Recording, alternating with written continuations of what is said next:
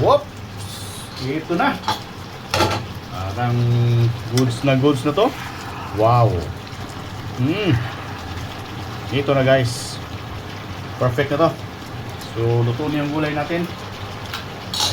What's up guys? And for today's vlog, matagal na tayo hindi nakapagluto ng gulay. Magginisa tayo ng gulay guys. Ayun, yung ating pangsahog, karne ng baboy na may taba-taba. Then, sitaw, talong, kalabasa, and okra. So, ito lang guys yung igugulay natin today. Tara, samahan nyo akong magluto ng ginisang gulay with pork. Let's go!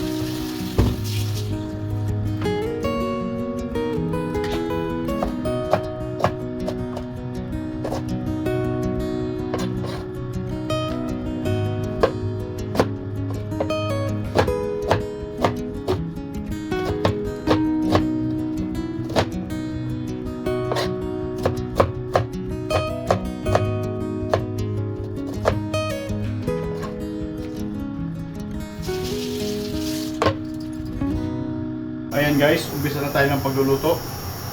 So, itong taba-taba guys, ito muna yung natin. Papalabas muna natin yung mantika niya. Yun na ipangsawag natin doon sa, yun na pagluto natin mamaya pala. Ayan. Ayan guys, nagmamantika na siya. Oh. So, isunod ko yung laman pala para i-stir fry lang natin. Para tuloy-tuloy yung pag-spray ko niya. Stir fry lang natin itong mga laman. Ayan. Yun, no? Para madali siyang maluto mamaya. Kasi yung gulay, madaling maluto. I-stir fry lang natin ito. Alright.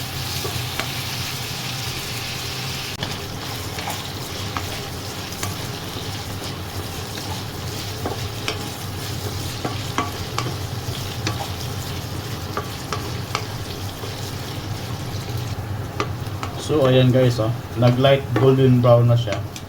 So pwede na to. Okay. Ayan, oh. So hanguin muna natin to, then mag-isa na tayo. Alright. So ayan guys, nahango natin yung ating karne. Then bawang na tayo. Ito ng bawang. Okay. Palabasin lang muna natin yung aroma niya. Yung mga golden brown siya. Then lagyan natin yung sibuyas sa kaluya. So ayan guys, golden brown na yung bawang natin. Halo natin yung sibuyas at luya. Okay, yun, bango.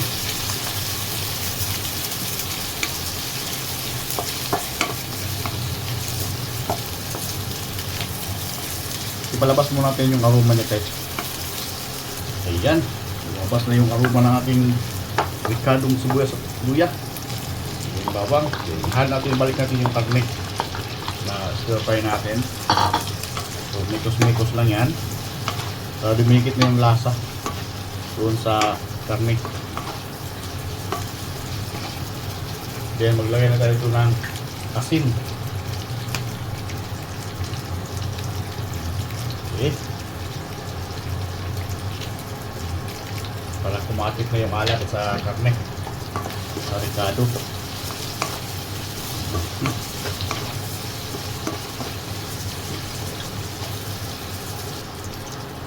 Then maglagay tayo ng black pepper powder. Yan, pamintang durog. Then mikos-mikos. Then maglagay tayo ng kunting soy sauce. Yan, para hindi maputa tingnan. Then maglagay tayo ng kunting suka. Hindi maging mapanis. Yan, mix mo yan. Okay, mikos-mikos lang.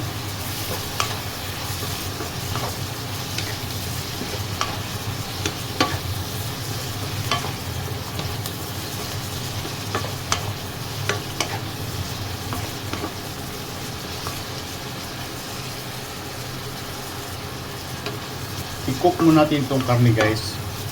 So, lagyan natin ng tubig dito. Lutuin muna natin itong karne kasi tigas pa ito eh. So ayan, sasabawan natin ng tubig and then lutuin pa natin itong karne ng mga 20 minutes siguro or 15 to 20 minutes ganun. Saka natin makain ng gulay. Alright, itakpan lang natin siya.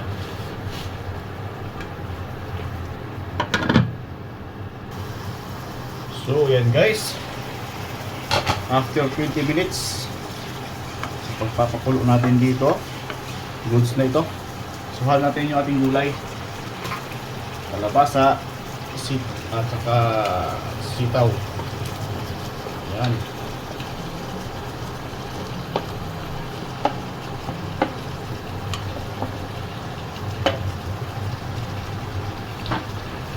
Mikos-mikos lang.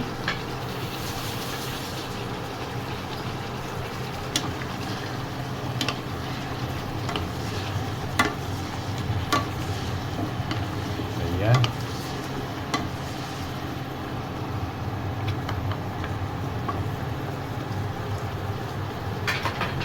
Lang natin to. Saglit lang, mga 2 minutes ihal natin yung okra at saka talong. Ayan. Sahal na rin natin yung ating okra at saka talong. Talong at okra. Yun. Overload. Ayan, mikos-mikos lang. Sarap nito. Tagal na tayo niya pag-isa ng gulay, guys. So, mga nasa 3 buwan o 4 na buwan. Wala tayong gisang gulay. Yun. Yan, oh. Uy. Yun.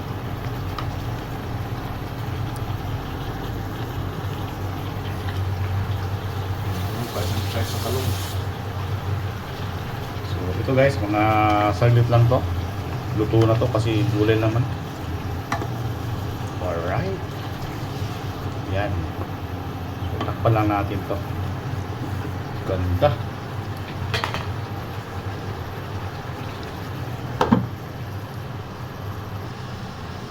Whoop! Ito na.